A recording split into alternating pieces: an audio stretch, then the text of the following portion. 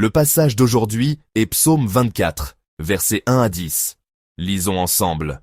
À l'Éternel la terre et ce qu'elle renferme, le monde et ceux qui l'habitent, car il l'a fondé sur les mers et affermi sur les fleuves. Qui pourra monter à la montagne de l'Éternel? Qui s'élèvera jusqu'à son lieu saint? Celui qui a les mains innocentes et le cœur pur, celui qui ne livre pas son âme au mensonge et qui ne jure pas pour tromper. Il obtiendra la bénédiction de l'Éternel, la miséricorde du Dieu de son salut. Voilà le partage de la génération qui l'invoque, de ceux qui cherchent ta face, Dieu de Jacob. Pause. Portes, élevez vos linteaux. Élevez-vous, portes éternelles, que le roi de gloire fasse son entrée. Qui est ce roi de gloire? L'Éternel fort et puissant, l'Éternel puissant dans les combats. Portes, élevez vos linteaux, élevez-les, portes éternelles. Que le roi de gloire fasse son entrée. Qui donc est ce roi de gloire? L'Éternel des armées. Voilà le roi de gloire. Pause. Amen. Chers frères et sœurs en Christ, que la grâce de Dieu soit avec vous tous, qui êtes venus en ce lieu dès l'aube. Je crois que Dieu se souviendra de votre dévouement à commencer la journée en vous plaçant devant sa parole, et qu'il vous accordera une force nouvelle. Le passage que nous allons examiner ensemble aujourd'hui est le psaume 24. Sa lecture, en lien avec celle du psaume 23, prend une résonance plus profonde. C'est pourquoi certains biblistes affirment que, bien que les psaumes 23 et 24 soient indépendants, ils ont été agencés dans un but théologique ou liturgique et sont donc étroitement liés. Même sans entrer dans les détails exégétiques, nous pouvons observer le lien entre les psaumes 23 et 24. Le psaume 23, en son dernier verset, le verset 6, se termine ainsi. « Et j'habiterai dans la maison de l'Éternel jusqu'à la fin de mes jours. » Cette confession n'est pas un simple espoir, mais une déclaration qui exprime la conviction et la foi profonde de David. Elle proclame la certitude que celui qui suit le Seigneur, son berger, habitera un jour dans sa maison. Or, le psaume 24, qui lui succède, pose la question. Qui pourra monter à la montagne de l'Éternel? Et présente ainsi les conditions requises pour se tenir en sa présence. En d'autres termes, ce psaume révèle concrètement comment une confession de foi doit se manifester dans la vie de tous les jours. C'est pourquoi la lecture conjointe des psaumes 23 et 24 nous offre une résonance si profonde.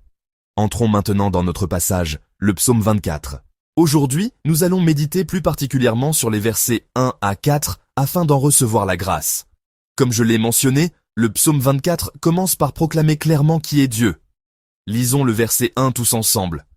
Psaume de David. À l'Éternel la terre et ce qu'elle renferme, le monde et ceux qui l'habitent. Amen. La confession du psalmiste, au verset 1, proclame que toute la création appartient à Dieu, car c'est lui qui l'a faite.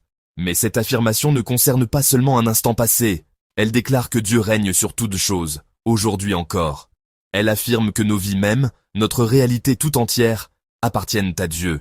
Le verset 2 poursuit en ces termes, « Car il l'a fondé sur les mers et affermi sur les fleuves. » Amen. Dans ce contexte de la création, la mention soudaine des mers et des fleuves peut paraître déconcertante. En effet, la logique voudrait que l'on bâtisse une construction sur un fondement solide, comme le roc. Alors, comment devons-nous comprendre ce passage? Pour cela, il est nécessaire de saisir ce que la mer et les fleuves représentaient dans la mentalité du Proche-Orient ancien, à l'époque où ce psaume fut écrit. Pour ces peuples, la mer ou les fleuves n'étaient pas de simples éléments naturels. Ils symbolisaient une force chaotique, incontrôlable par l'homme. Les tempêtes, imprévisibles, les abîmes insondables, les vagues menaçantes étaient autant de symboles de l'instabilité qui ébranlait l'existence des hommes de ce temps. Et pourtant, le psaume proclame que c'est précisément sur ces forces que Dieu a posé les fondations du monde. Cela peut sembler paradoxal. En effet, comment bâtir sur les eaux, alors que toute construction solide exige un fondement stable comme le roc pour ne pas être ébranlé? Il s'agit en réalité d'une puissante confession de foi du psalmiste. Par cette image, il proclame que le monde n'est pas gouverné par le chaos, mais par Dieu.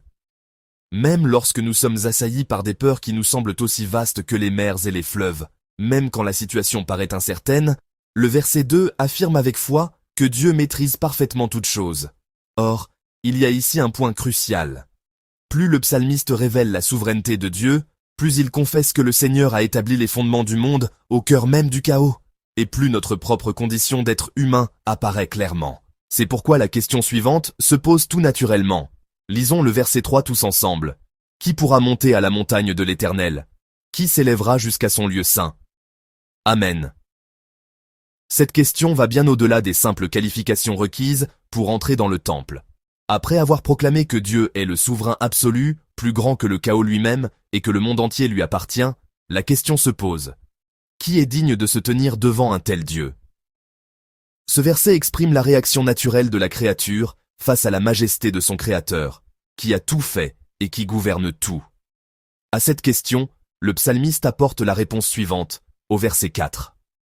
Lisons-le, encore une fois, tous ensemble. Celui qui a les mains innocentes et le cœur pur. Celui qui ne livre pas son âme au mensonge et qui ne jure pas pour tromper. Amen.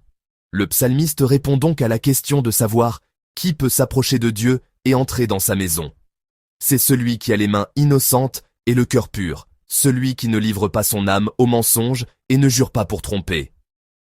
Remarquons d'abord les termes « main » et « cœur ». Ils sont chargés de sens. Les mains représentent nos actions extérieures, notre vie visible, tandis que le cœur symbolise notre être intérieur, le siège de nos pensées et de nos motivations. Mais l'essentiel ne réside pas seulement dans cette distinction entre l'extérieur et l'intérieur, mais dans les adjectifs qui les qualifient. Innocente et pure. Avoir une vie visible et un cœur pur ne se limite pas à une purification rituelle avant d'entrer dans le temple. Ces termes renvoient bien au-delà, à une éthique de vie, à une intégrité de tous les instants. En effet, l'usage de ces mots dans l'écriture met davantage l'accent sur la pureté dans la vie quotidienne que sur la seule pureté cérémonielle. En d'autres termes, la personne digne de s'approcher de Dieu, celle qui a le cœur pur et les mains innocentes, n'est pas celle qui adopte cette attitude uniquement au moment d'accomplir un rite pour se présenter devant lui. Il s'agit plutôt d'une personne qui vit dans l'honnêteté et la sincérité au quotidien. De même, l'expression « ne livre pas son âme au mensonge » signifie ne pas se vouer à la vanité ou à des désirs trompeurs. Et ne pas jurer pour tromper renvoie à une intégrité absolue dans ses paroles et ses engagements. En résumé, que nous dit le psalmiste? Que la personne digne d'entrer en présence de Dieu est celle qui, dans sa vie de tous les jours, accueille la volonté de Dieu, s'efforce de vivre dans la pureté selon sa parole et reflète ainsi le caractère de Dieu. La sainteté dont parle la Bible n'est donc pas une attitude réservée au lieu de culte, mais une intégrité et une honnêteté qui se manifestent dans la vie de tous les jours. Et saint, celui dont les actions extérieures et les motivations intérieures sont parfaitement alignées devant Dieu. Chers frères et sœurs, à la lumière de cette parole, examinons nos vies. Nous qui reconnaissons la création de Dieu et sa souveraineté, nous qui venons dans ce temple pour le louer, demandons-nous si notre vie reflète réellement l'innocence des mains et la pureté de cœur que Dieu désire. Alors que nous déclarons marcher vers la maison du Seigneur, cette sainteté se prolonge-t-elle dans notre quotidien? Si ce n'est pas le cas, souvenons-nous de la parole de Dieu et engageons-nous à nouveau à la mettre en pratique. Permettez-moi de conclure ce message. Chers bien-aimés, aujourd'hui, à travers le psaume 24, le psalmiste nous a posé une question fondamentale. Qui pourra monter à la montagne de l'Éternel? Qui s'élèvera jusqu'à son lieu saint?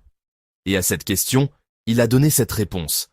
Celui qui est digne n'est pas forcément celui qui a le plus grand zèle religieux, ni celui qui n'est pur qu'à l'intérieur de ses murs. C'est la personne qui vit dans l'honnêteté et la fidélité au quotidien.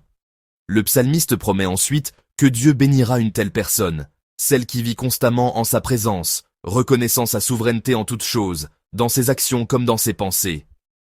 En ce matin, alors que nous examinons nos vies, s'il y a des aspects qui sont en décalage avec l'adoration que nous exprimons ici, que ce soit pour nous l'occasion de nous approcher honnêtement du Seigneur et de renouveler notre engagement envers lui.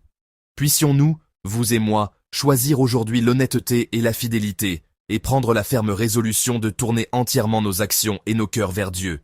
Je vous bénis au nom du Seigneur. Puissiez-vous avancer avec la certitude que si nous marchons ainsi, Dieu lui-même guidera nos pas, nous comblera de la grâce nécessaire et inondera nos vies de sa paix.